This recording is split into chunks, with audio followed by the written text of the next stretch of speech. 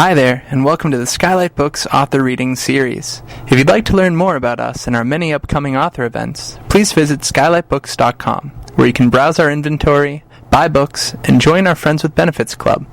You can also follow us on Twitter, Tumblr, and Facebook. To speak to a real live bookseller, please call 323-660-1175. Thanks for your support, and enjoy. We're delighted to have both of them here tonight. Lydia Millet's going to kick us off, so let's give her a warm welcome.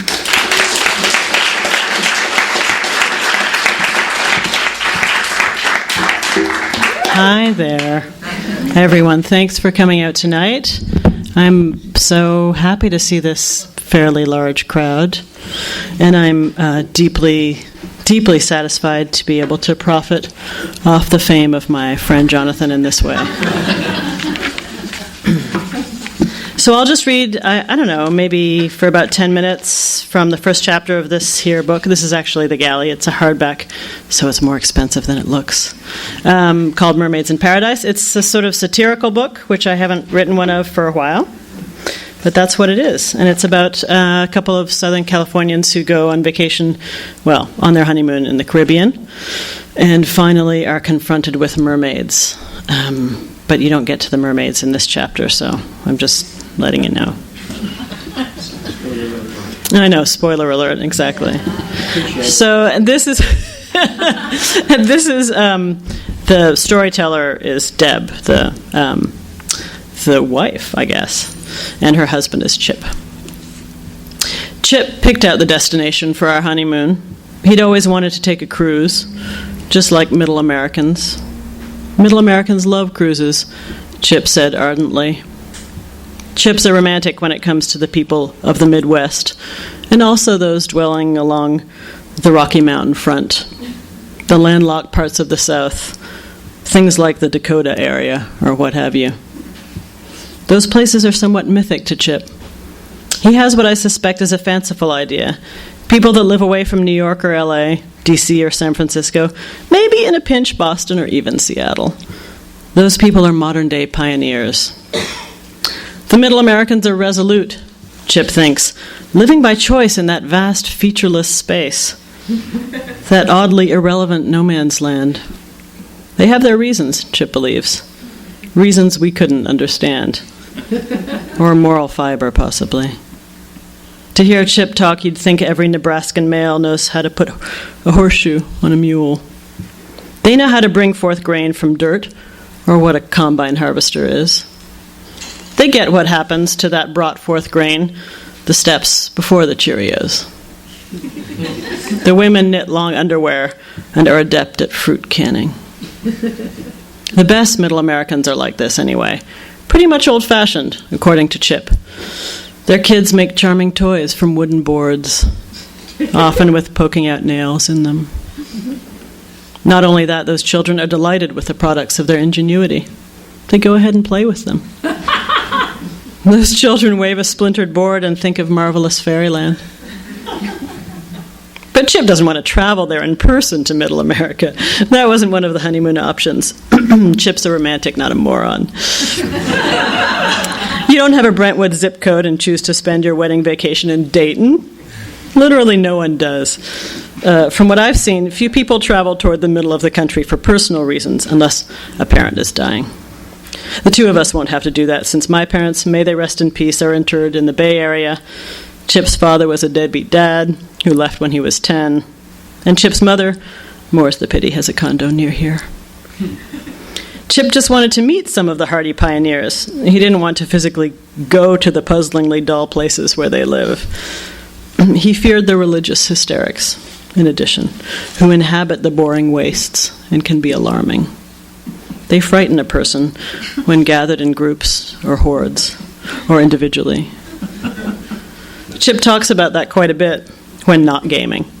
The fact that honest Middle America, once plodding along reliably with combines for the menfolk, homemade preserves for the women, and for the children some highly entertaining planks of wood, is now threatened by a growing subculture.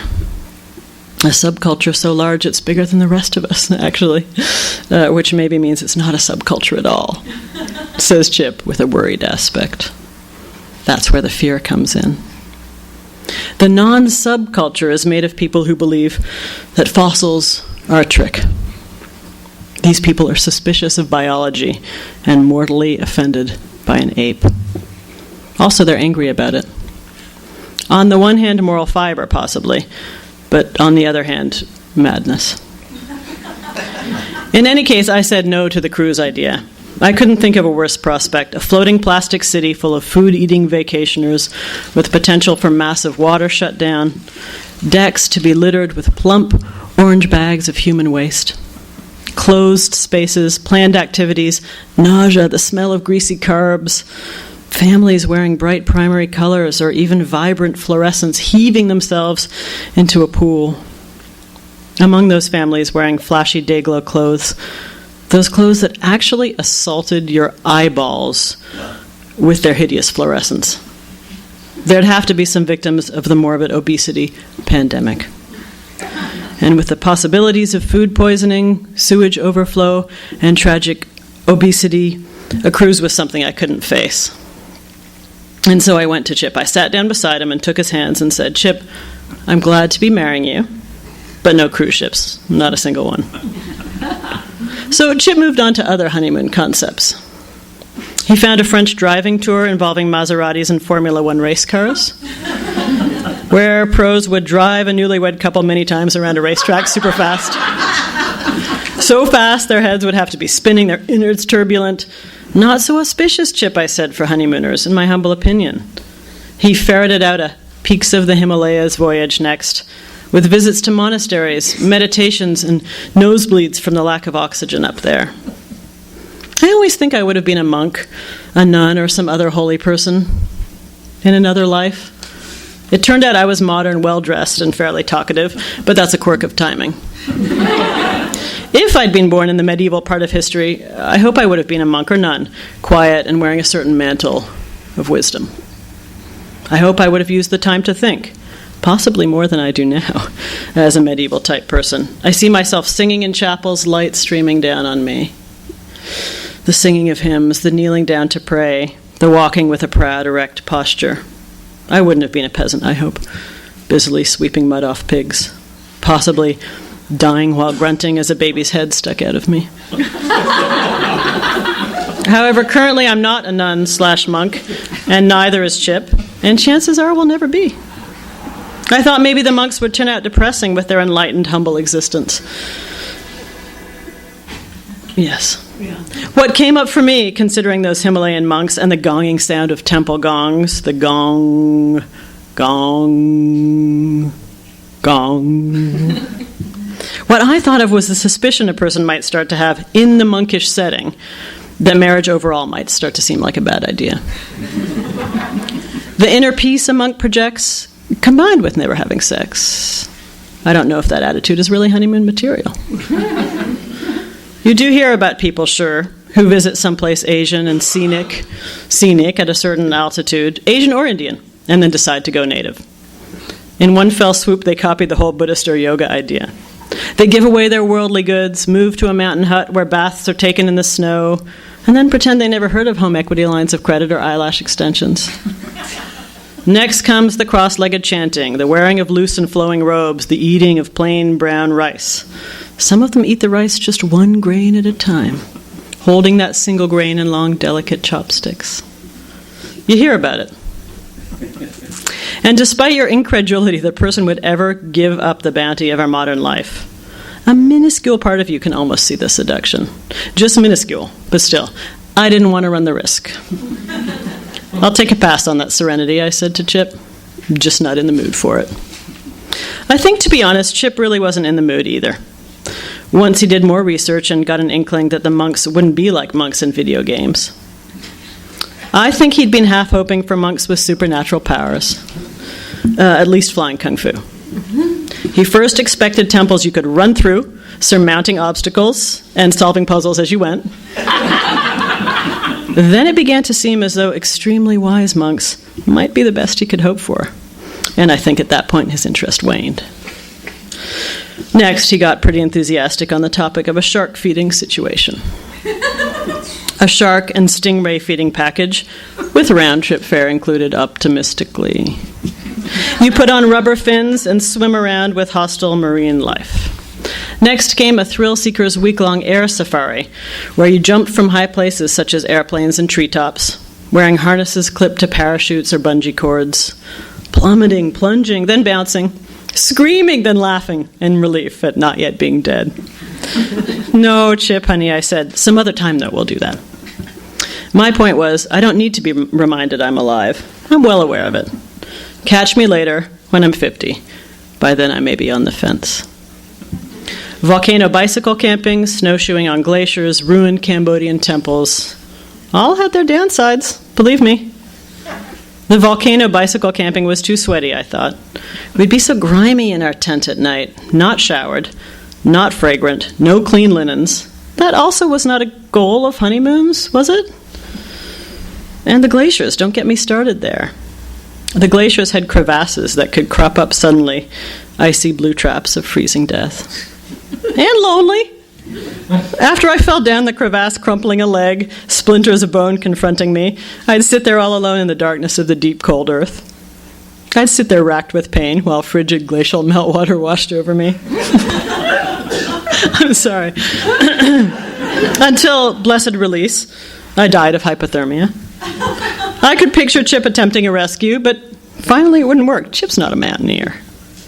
The picturesque ruins in Cambodia were a better alternative, but I happened to read a blog by a Canadian who visited Angkor Wat, got dengue fever, and bravely survived it. But then she slipped on a rotting mango and snapped her neck like a winter twig. It might have been a hoax, I wasn't sure. You never know with blogs. In this case, the blog started quite normally, one of those travel blogs you see so many of. And she talked about the dengue fever. She took pictures, even, of both the ancient, impressive buildings and her dengue fever rash, labeling the contrast macro/micro, and put up blog posts every day. Then for a couple of days there wasn't any new entry, and then someone purporting to be her sister typed in a sentence saying she was deceased. Anyway, hoax or no hoax, it's all the same to me, isn't it, in one sense, since I was never going to meet the blogger in real life anyway. Still, it soured me on the ancient temples of Cambodia, or Khmer, as they apparently call it. I knew I'd be there eyeing mangoes suspiciously.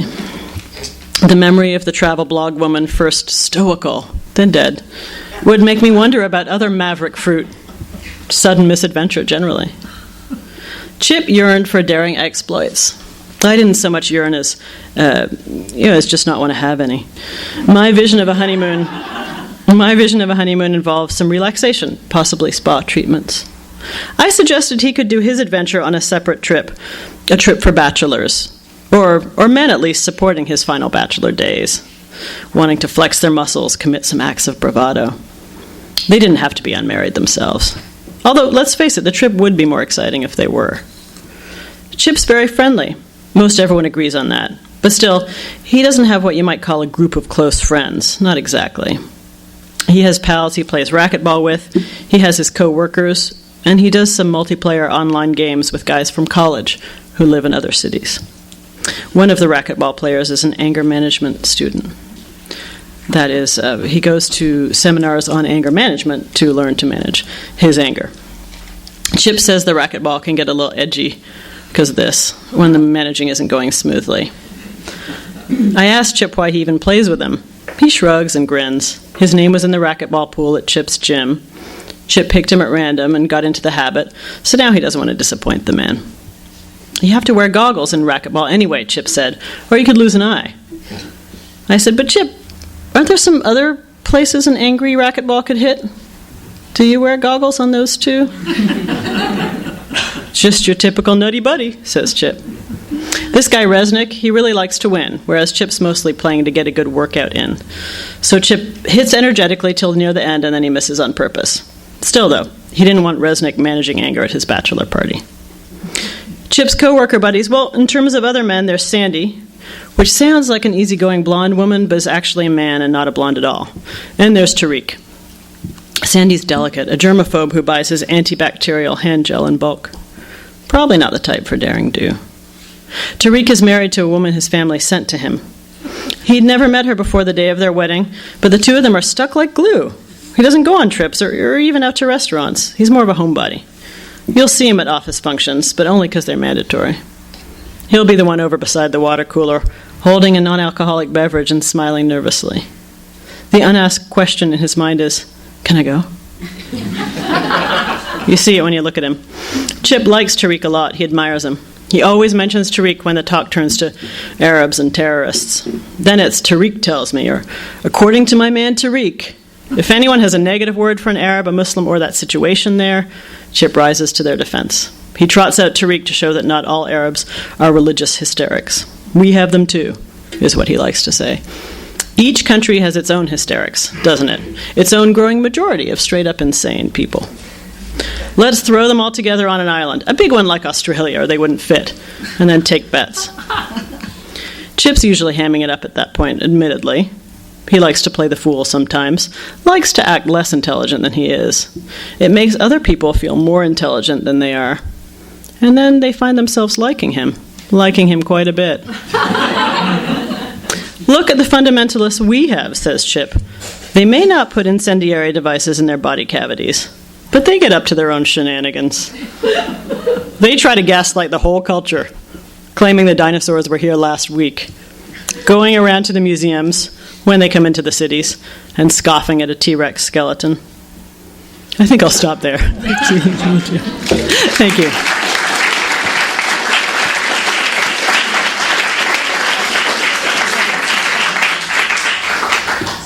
All right, thank you, Lydia. Now let's give a warm welcome to Jonathan Lethem. Thanks. What fun. Thank you for having us together here like this. So I know that I'm standing in front of Dissident Gardens and it's been circulated a lot, but I've been reading from that book for 2 years, and I'd be happy to talk about it with you afterwards, but I really don't want to read from it. So I'm going to go on fast forward here. This is a collection of short stories that's coming out in February, and I'm going to read a short story called "The King of Sentences" from this book.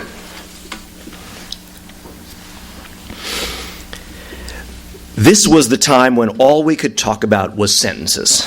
Sentences. Nothing else stirred us. Whatever happened in those days, whatever befell our regard, Clea and I couldn't rest until it had been converted in what we told ourselves were astonishingly unprecedented and charming sentences.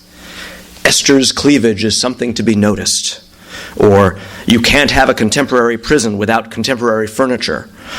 Or, I envision an art which will make criticism itself seem like a cognitive symptom, one which its sufferers define to themselves as taste, but is in fact nothing of the sort.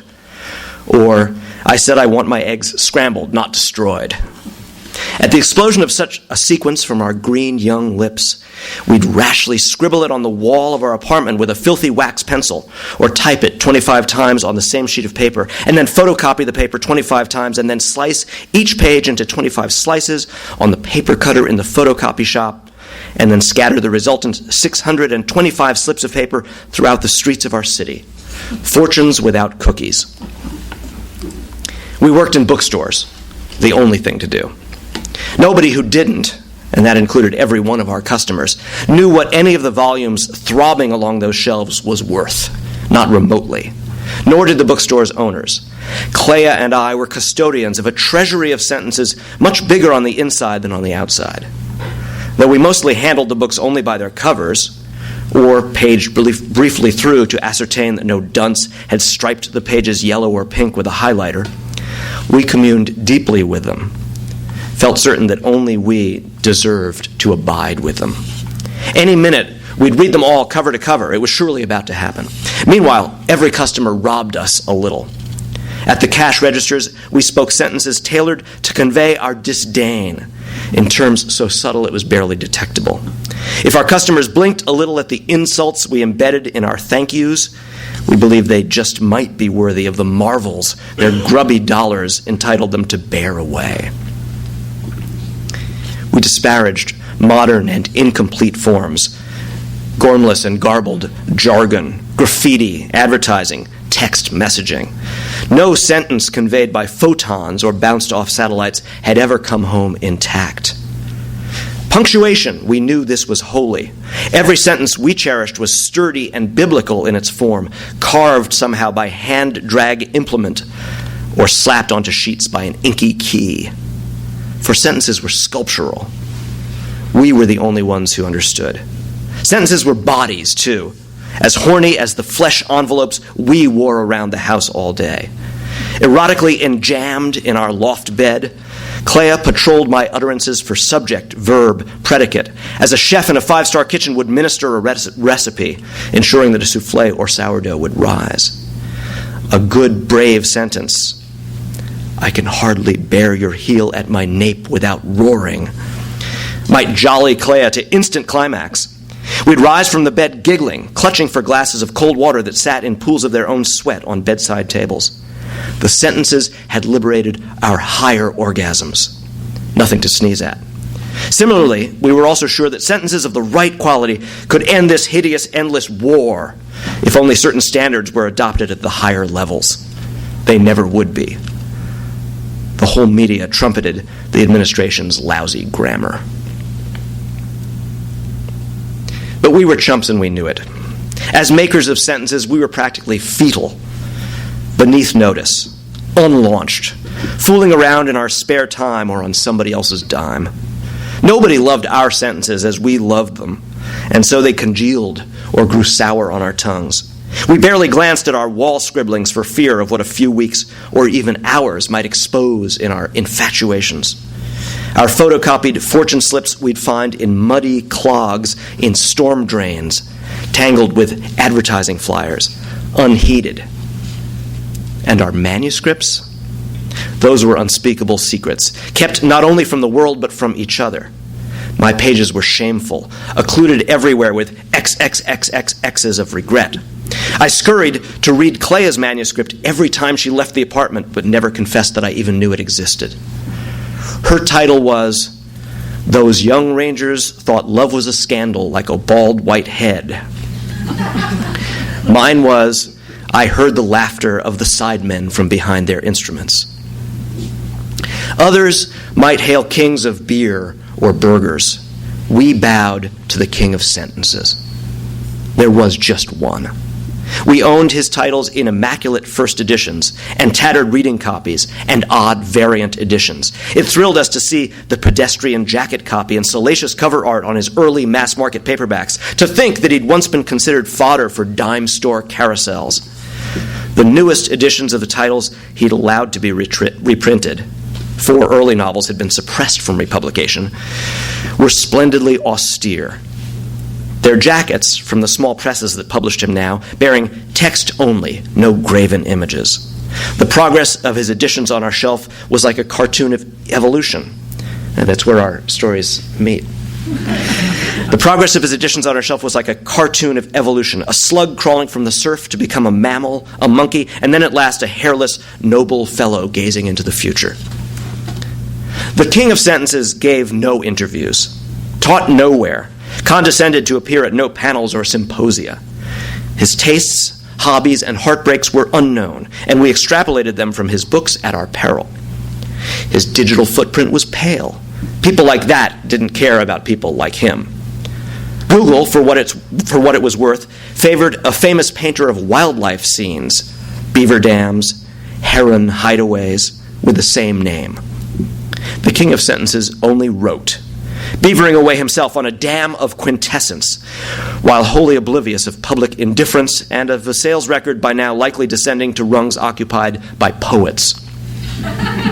His author photograph, identical on 20 years of jackets and press clippings until it stopped circulating at all, arrested him somewhere in the mid-60s, turtlenecked, holding a cocktail glass forever. His last cocktail, maybe.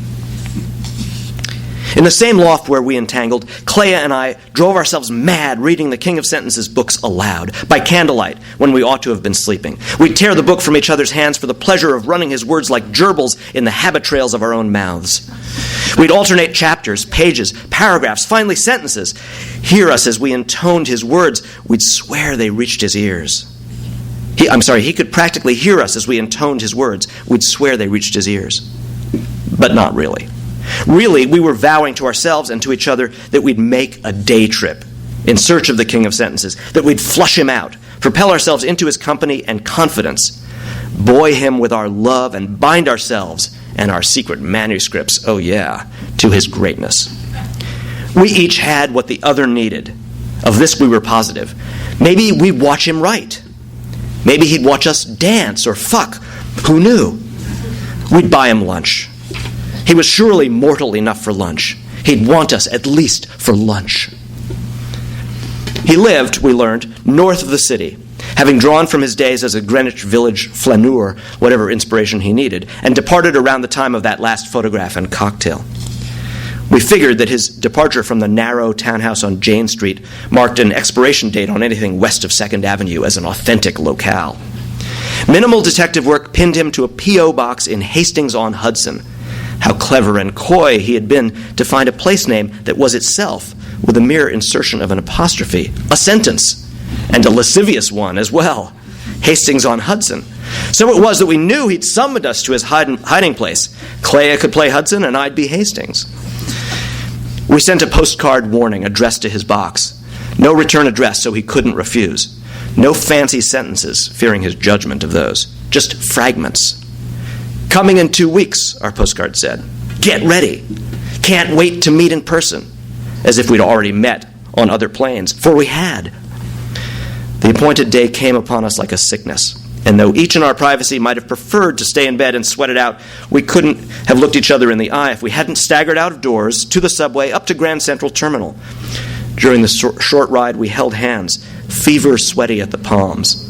Exiting Metro North's Hastings-on-Hudson station under a thundercloud-clouded sky, we found ourselves the sole travelers not claimed by family members waiting in Subarus or beeping their driver's side doors unlocked as they crossed the parking lot with cell phones clammed to their ears. The train continued on behind us, and the station depopulated as if neutron bombed. This is the town of the King of Sentences. This little town. He could be watching us now, don't act stupid, with a telescope. We blundered along something called Main Street, seeking the post office until a passerby directed us to Warburton Avenue. Inside the mediocre lobby, we staked out a position near the numbered boxes, innocuously pretending to screw up our change of address forms so that we had to start over again a dozen times. His box, which we surveyed with peripheral vision only, pulsed with risk and possibility. Our own postcard had been handled there, a precursor to this encounter. Losing patience, we sidled up to the main counter. What time on the average day does the average box holder typically, pick up? Box mail goes up at 10:30, came the reply. Right, sure, but mostly when do citizens appear and begin to gather it up, to take it to their private homes? Whenever they care to. Sure, right, this is America, isn't it? Sure is. Thank you. We resumed charades with a chained pen. 2, 3, 5, 8, 18 Hastings-on-Hudsonians lumbered in to check their boxes, sort circulars into recycling bins, greet the postmistress, and trade coins for stamps, each of comically tiny denominations. Everyone in this hamlet, it seemed, had just found a 16 or 23-cent stamp in a dusty drawer, and had chosen today to supplement it up to viability using car seat nickels and pennies. Yet somehow between these transactions, the postmistress had snuck away for a tattling phone call. Or so we surmised from the blinking patrol car that now swept up in front of the P.O. Into the lobby strode a cowboy-esque figure, a man, late 50-ish, wearing a badge in the manner of a star, lean, and when he spoke, laconic. Clea read my mind, saying to him, "Are you the sheriff in these parts?"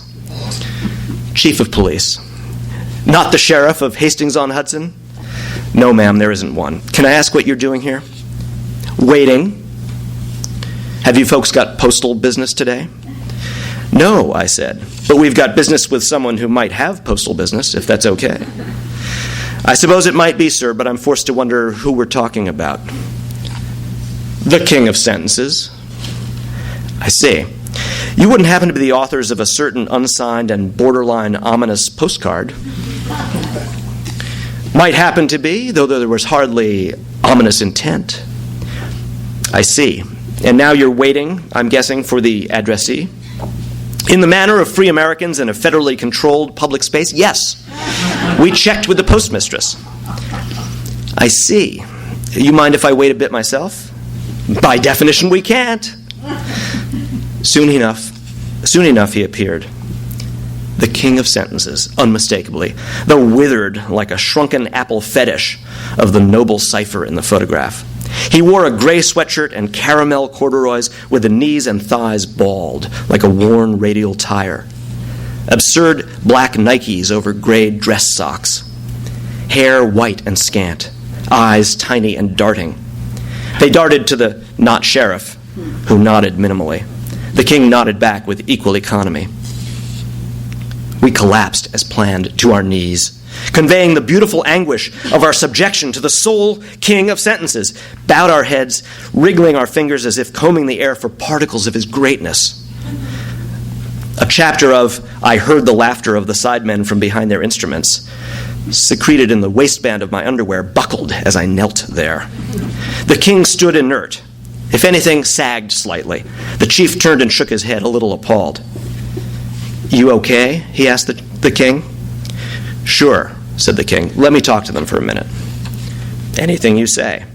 The law went outside to stand and take a cigarette beside his cruiser. He watched us through the window. We nodded and waved as we scrambled back to our feet. Who sent you? The king said. You, Clea said. It was you. We weren't so much sent as drawn, I said. You gave us the gift of your work, and now we're here, a gift in return. Take us, Clea said. No, thank you, the king said. His eyes shifted nervously from Clea, settling on me. We anointed you the king of sentences, I told him. We're the ones who did that, nobody else.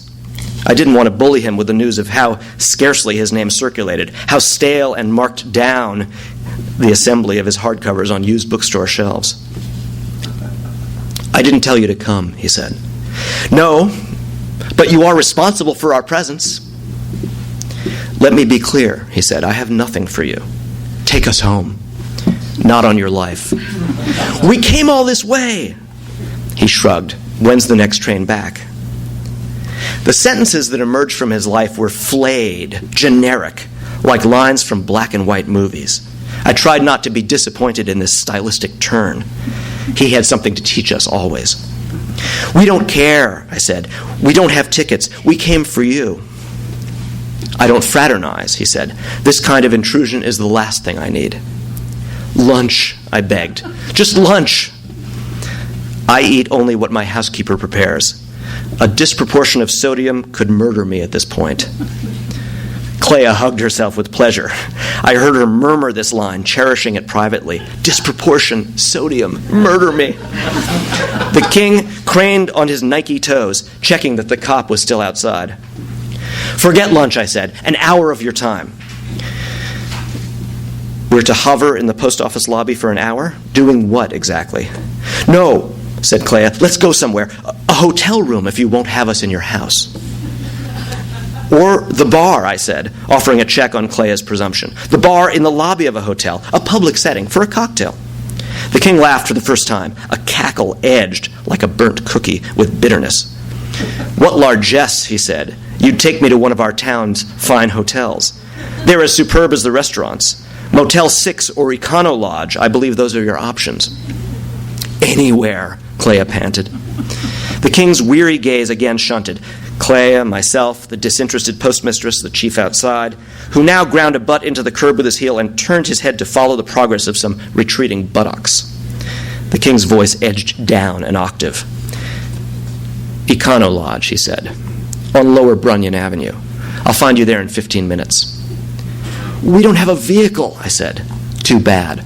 Can we ride with you? No way, Jose. How do we get there? Figure it out. The king of sentences departed the P.O. and skulked around the corner and out of view, presumably to his car. I couldn't have entirely imagined the extra little kick in his step as he went. The king had been energized, if only slightly, by meeting his subjects. It was a start, I thought. On the sidewalk, we teetered with excitement, blinking in the glare that now filtered through the gnarled clouds. The chief looked us up looked us up and down again.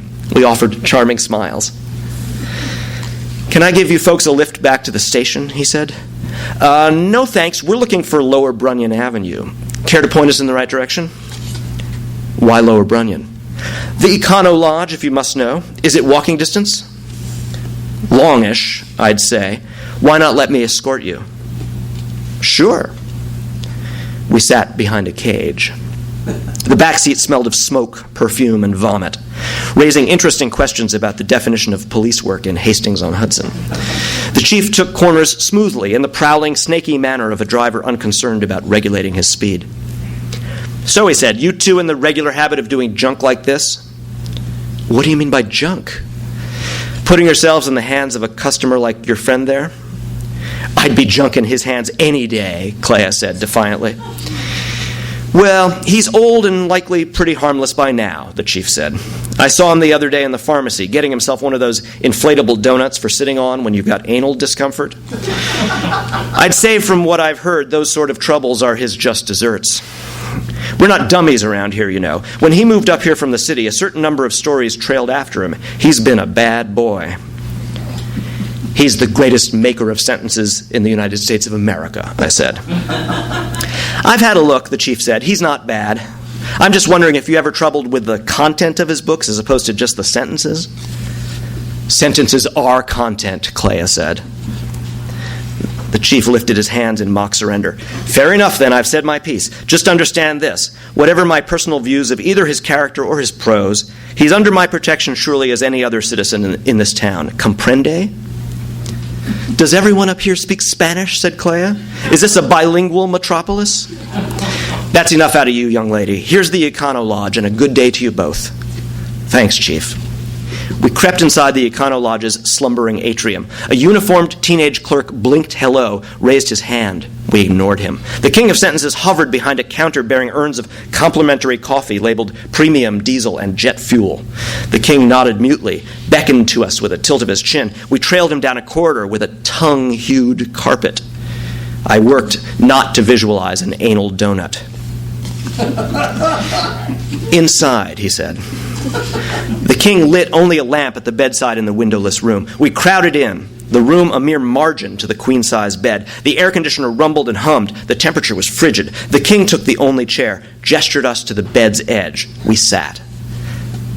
Clea and I began talking simultaneously. "I said. Clea said, "You're the—" "Let's not waste time," the king interrupted. He spoke in an exhausted snarl. All redemptive possibility purged from his voice and manner. Our rendezvous had taken on the starkness of an endgame. "Do you want money?" "Money?" I said. "That's right." He reached into his shirt pocket and revealed a packet of 20s, obviously prepared in advance. It occurred to me wildly that he'd taken us for blackmailers. Perhaps he was blackmailed routinely, had cash on hand for regular payouts. "How much will it take to make you go away?" he said. He began counting out piles. 20, 40, 60, 80, 100. "We don't want your money!" I nearly shouted. "You've given us enough. You've given us everything. We're here to give something back." "I suppose I'm meant to be glad to hear it," he said. He repocketed his money carelessly. "We'd like you to be glad, yes." He only cocked an eyebrow. "What have you got for me?" I untucked my polo shirt and withdrew my chapter. The page's a mass, curled and baked in its secret compression against my belly.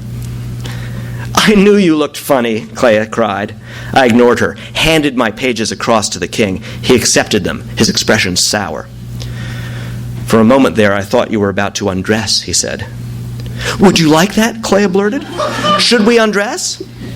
The king examined us starkly. He placed my chapter ignominiously on the carpet beneath his chair. Perhaps we were at the crossroads. Perhaps we had his attention at last. "Yes," he said cautiously. "I think that could be advantageous." We stripped, racing to be the first bared to his view. I'd lose the race either way, for Clea had rigged the game. She had written a sentence on her stomach in blue magic marker. "The sorcerer lately couldn't recall whether he was a capable sleeper or an insomniac." Brilliant, I thought bitterly. The king stared. I saw Clea's pubic bush through the eyes of the king. Clea's bush was full and crazy. I thought, I will never see it again without seeing the pubic hair at which the king of sentences once glanced. The king said, "Insomniac, I believe." Clea blushed around her sentence, her flesh blazing like neon. "Hand me your clothes, please," said the king. We handed the king our clothes. He began immediately rending them in a weary frenzy of destruction, tearing both of our shirts sleeve from sleeve, shredding Clea's bra and underwear, slicing at her skirt with his nicotine teeth. He struggled to do any damage to my jeans. I felt I wanted to help him somehow, but stood jellied in my nakedness, doing nothing, not wishing to insult him, to draw attention to his feebleness. It was a mighty enough display, given his age. The hands that had forged the supreme sentences in contemporary American writing were now dismembering the syntax of my underwear.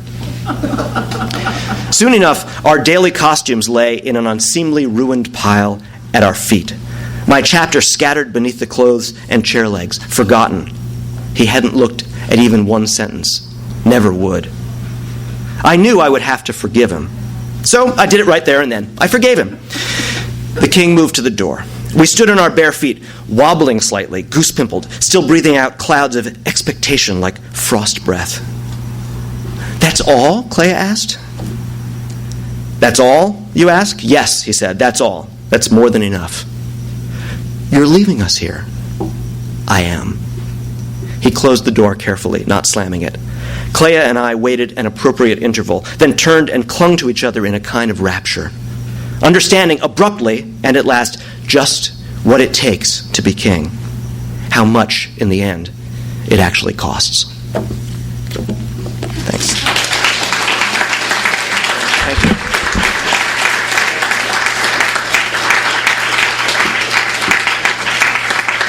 So we can take some questions from you guys if you're not too uncomfortable sitting or standing or crouching wherever you're at, and this is where you can make me talk about Dissident Gardens if you want, or find out why she didn't tell you about mermaids. Oh, great.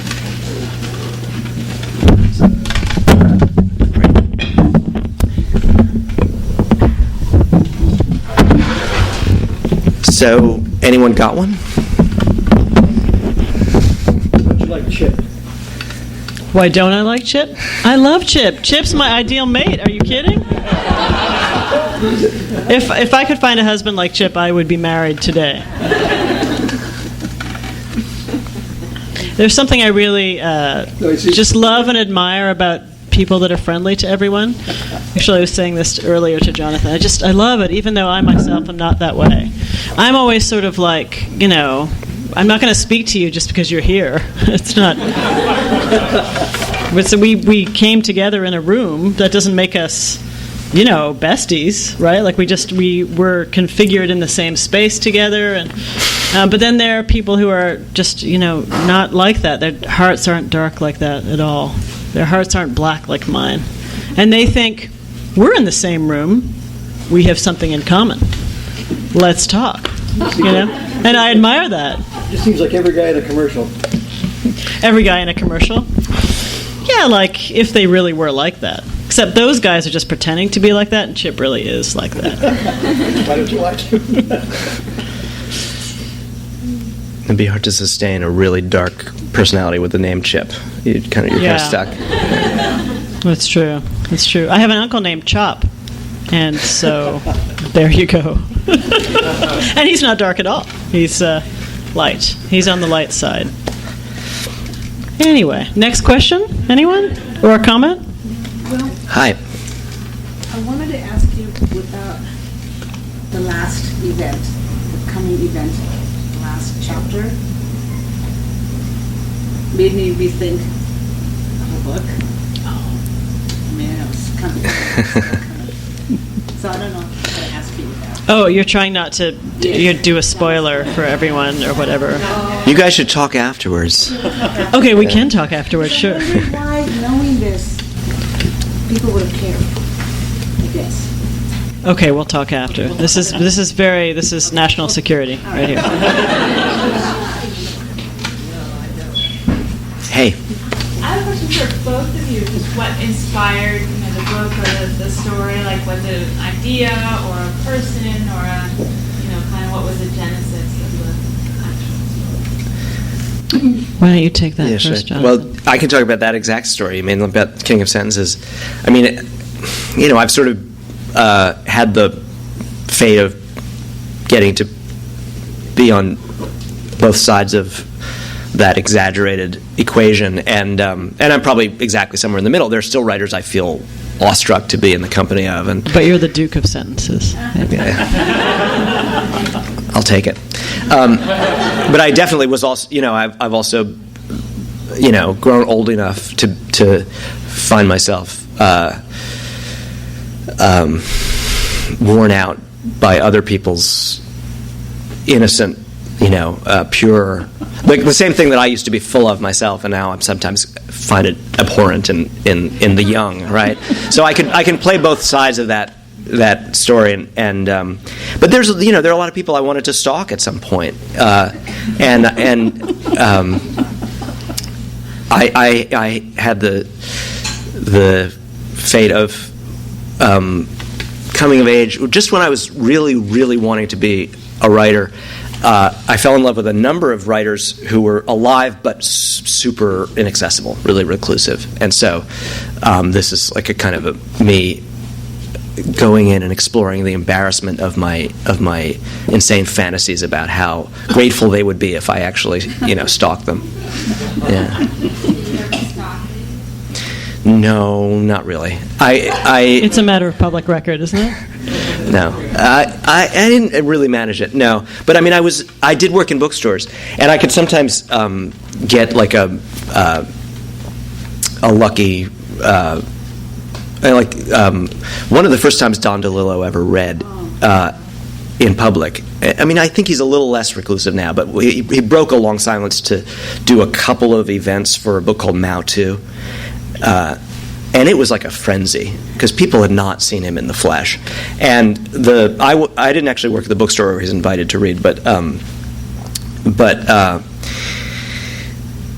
because we were booksellers in the same town, the people at Black Oak Books, this was in Berkeley, let other booksellers, and I was working at Moe's, have the best seats. And I managed to actually be like, I was this guy, except I moved my chair even closer. And I just remember I was like, and he was standing at a no, he was seated on actually it was like this, except there was a podium too, but there was a space in the podium. So he was reading, and everyone else was just relating to like his face, and everyone was awestruck. It was a very reverent room.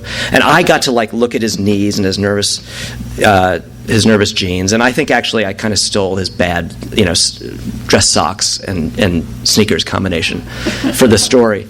And I remember thinking I could just reach my foot through that podium and just kind of play footsie with Don right now, and it was just so sick that was what I was focused on. Anyway, yeah, I'll stop.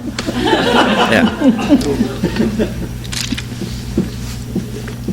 Oh, do I have to? I don't have to answer that too. I can't top that. How did you? I've never stalked anyone. No, that's not the question for you. Oh, so how did you come up with this story with your book? I want to talk about the stalking. No, well, I've always liked mermaids. And my daughter suggested that I should write a book called Mermaids in Paradise. It's true. She's only 10. She was like 7 at the time. But I ran with it. And, no, I've always just been sort of fascinated by their strange, erotic lack of having legs. And, the fact that there are these the odd sort of truncated sex symbols that sort of seem to be kind of have all age appeal, like all ages appeal, and children like them, and just perverts like them, and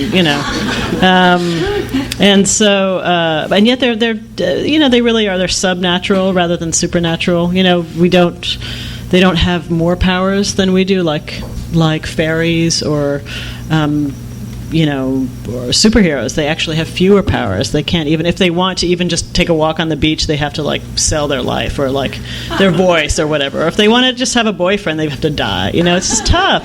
It's tough being a mermaid. And so I thought it'd be fun to write a story that had these odd, powerless sex symbol sort of at the center of it as a symbol, and also told the story of a honeymoon, which, of course, is supposed to be this ritual journey devoted to sex. It's like a rite of passage, only it isn't that anymore. It's now this just sort of consumerist vacation that we tend to take. For most people, it's not actually where you lose your virginity anymore. I mean, call me jaded, but I think that's the case. So I just thought it would be exciting to combine those two elements. So.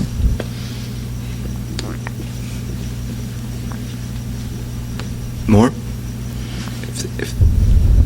If not, we can stop and sign books, I guess. And if you don't want to say it in front of everyone, do feel free to come up and just say it to us.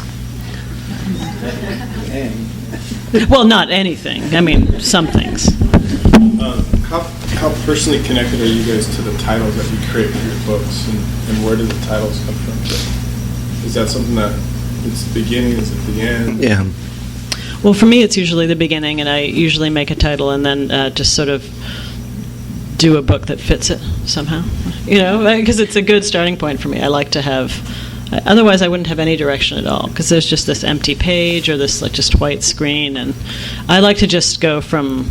I don't like to scheme or plan really my books anymore, but I do like to have something to pin it on, and so I usually go first with the title. And I remember that one book I wrote where I only wrote it because I just thought I liked the sound of the title, and that was I think the second book that was ever published that I wrote. It's called George Bush, Dark Prince of Love, and I just was sitting in my living room in New York, and I thought that I should write a book called that. And this was like with a senior Bush. This was not the younger Bush. Not the real Dark Prince of Love. No, not the real Dark. This was the lighter Prince, really, in a sense. Yeah.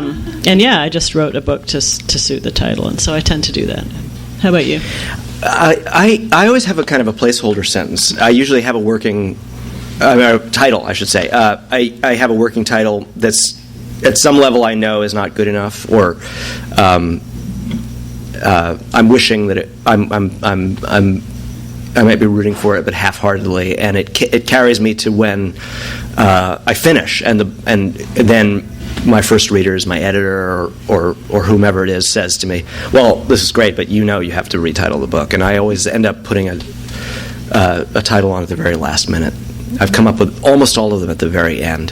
There's two novels that are the exception for me, where the title I had all along turned out to be fine, and that was Girl in Landscape and Dissident Gardens. Other than that, they've all gotten these late retitling. So I have these phantom titles that only I know. There's like the alternate reality version of the book. Well, then with what title did you begin Fortress of Solitude that you want to say? Well, I don't usually like to say, but... okay, then, don't intro. Yeah. I mean, actually, Fortress of Solitude had a few titles along the way, because it was long in the making, and it's a book of different parts, and it was like I couldn't find a title that covered all of it. But a lot of its provisional titles were quite bad, and they came out of soul music mostly, like "Take Me to the Bridge," which is terrible, but does relate to the motifs in the book, and I didn't have anything good. There was a point at which it was titled "Thirsty People," which was something that doesn't mean anything to anyone else, but it was said to me by a friend of mine who'd spent a lot of time in jail. And so it was deeply meaningful to me. He was trying to explain, he was trying to lay it on the line, and he was saying to me that really criminals, or the unfortunate of the world, they're just thirsty people. They're just thirsty. Jonathan, they're just thirsty. And so Thirsty People haunted me. And it almost made it to being the title of the book. But it's probably for the best that it didn't make it. Thanks. I'm interested in which books you first read where you went, this is something that I now have to write. Who was your earliest king of